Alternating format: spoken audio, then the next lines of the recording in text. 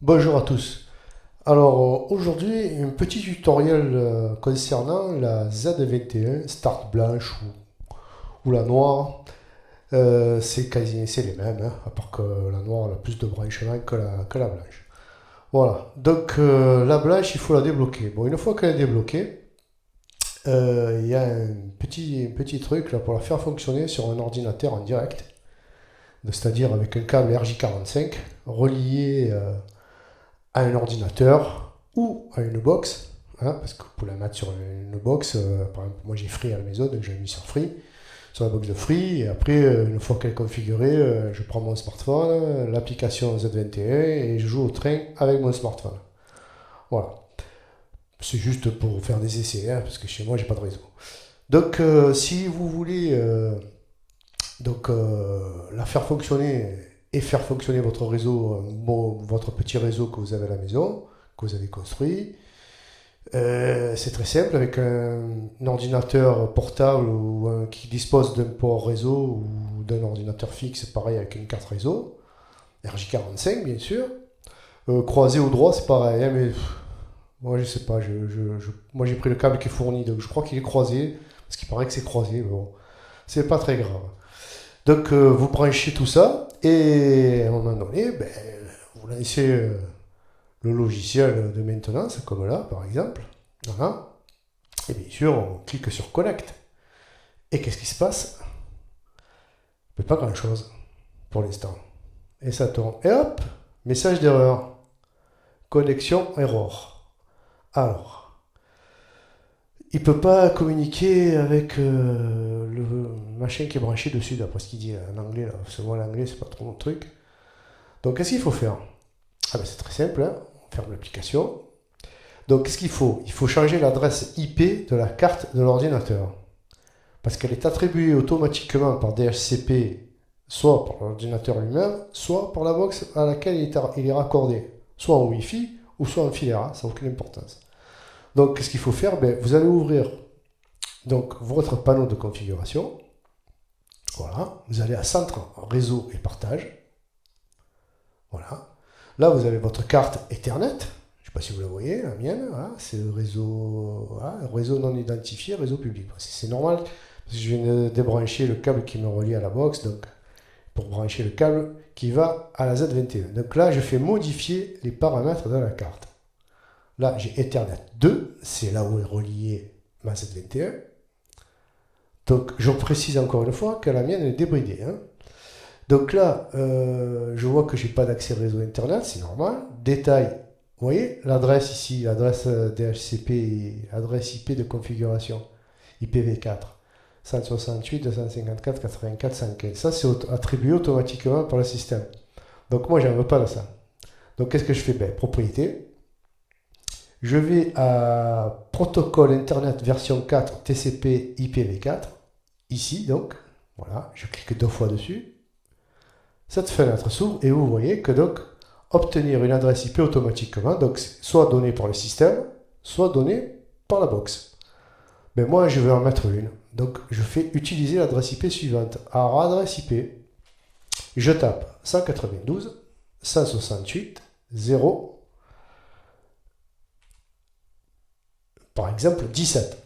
Parce que moi mes machines chez moi, comme j'ai plusieurs ordinateurs, elles ont tous des numéros qui se suivent, donc celui-là, 17, il n'est pas attribué, ça, je suis sûr. Après, vous faites tabulation sur votre clavier pour passer cette zone 255 3 fois avec un 0 à la fin.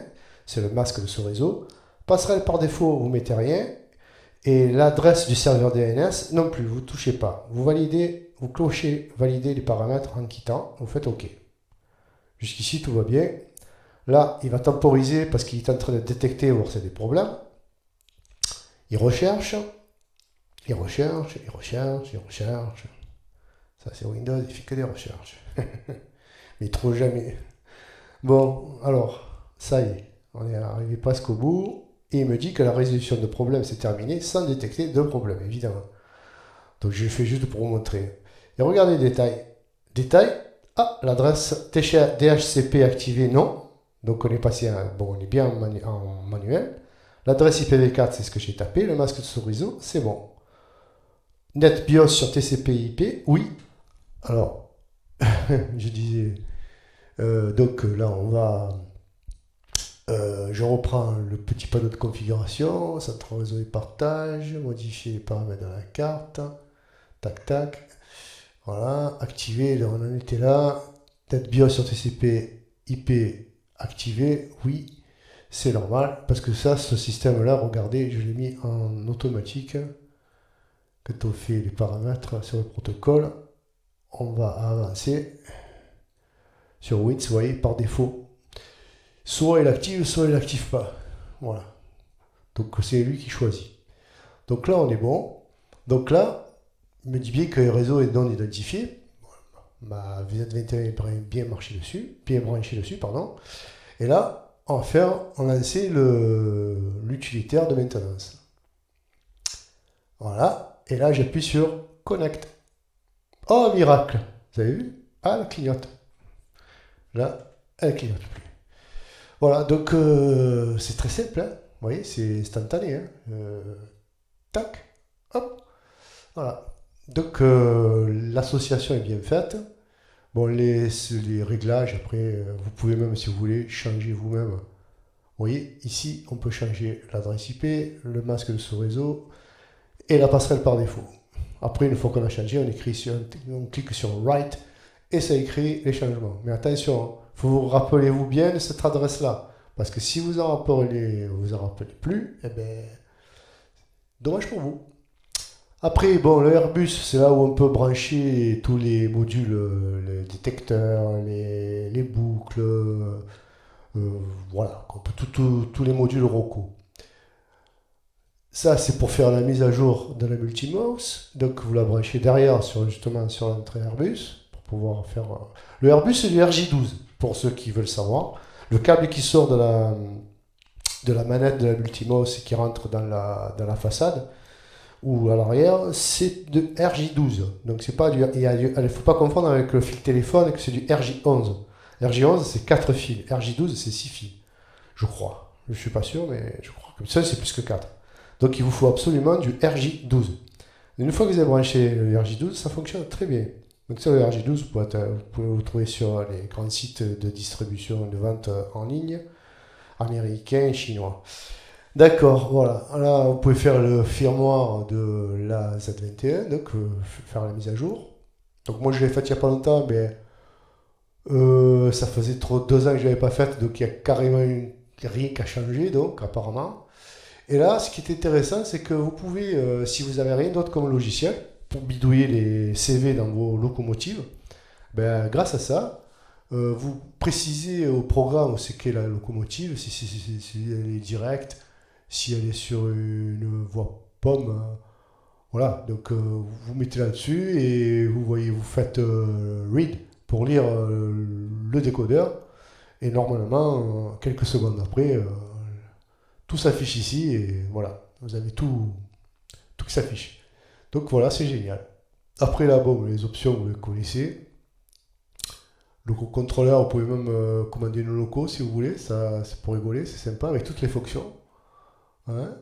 L'adresse de la loco, ça c'est une loco à moi, ça voilà. L'adresse de la loco, dès que vous bougez le curseur ici, hop, la loco le bouge évidemment.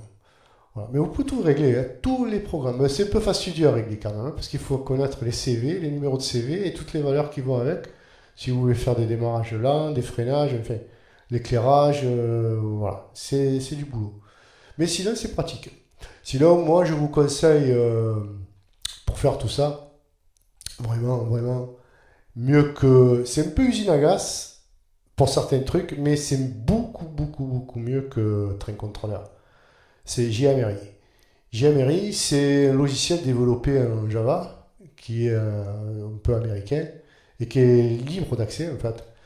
Mais bon, il est vraiment, vraiment, vraiment très, très sympa à utiliser. Donc je vais vous montrer un peu. Alors voilà, JMRI a démarré. Alors voilà, dès qu'il s'ouvre, vous voyez, il s'ouvre, c'est quasiment, une fois qu'il s'est ouvert, vous voyez, mode de service Z21 ExpressNet est en ligne. Et le mode d'exploitation, pareil, donc il est déjà en ligne. Ça, c'est une loco à moi qui est programmée, la loco, la 72 000 Roco. avec un lock pilote V4 DCC dedans. Donc voilà. Et alors, ce qu'il y a de bien, c'est que vous pouvez tout trafiquer avec. Voilà, vous pouvez. Euh, c'est pas, je peux pas le faire parce que ça marche pas, parce que j'ai pas branché le loco sur la voie. Donc, mais vous pouvez tout faire. Voilà, programmer. Sélectionnez d'abord une loco dans l'inventaire, mais effectivement, voilà. C'est juste pour vous donner une idée, hein. Enfin, parce que pour ça, il va falloir que je fasse sûrement un autre tuto. Alors, voilà. Là, quand vous êtes là, c'est quasiment, vous êtes là, on est dans le décodeur, quoi. On peut régler le moteur, on peut régler les réglages basiques, les réglages de vitesse, la table d'accélération et de freinage. Oui, c'est tout. Voilà, là, il y a toutes les fonctions du décodeur qui peuvent se mettre. Vous pouvez régler aussi tout ce qui est les lumières. Bon, là, ça ne marchera pas parce qu'il n'y a pas de loco. Les informations, bon, ce sont les informations, je ne suis pas encore dessus. Les fonctions, ouais. Ouais, il y a des fonctions, les fonctions de sortie pour régler justement tout ce qui est les, euh, l'allumage.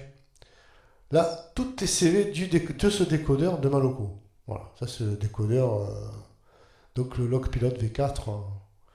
Là, il y a toutes les CV avec leurs valeurs qui sont affichées. Voilà. S'il est sonore, ben, là normalement il y a les sons. On vous dit comment les régler, les sons aussi.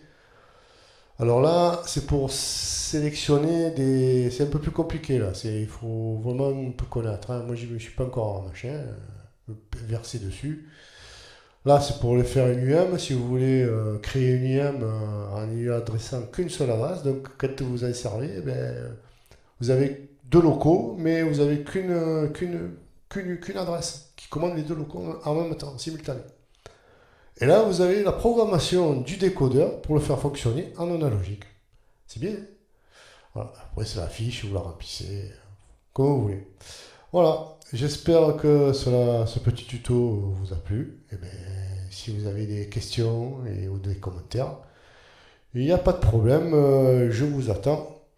Je vous attends dans les commentaires pour voir ce que vous avez mis et éventuellement si je peux y répondre. Voilà, à bientôt, au revoir.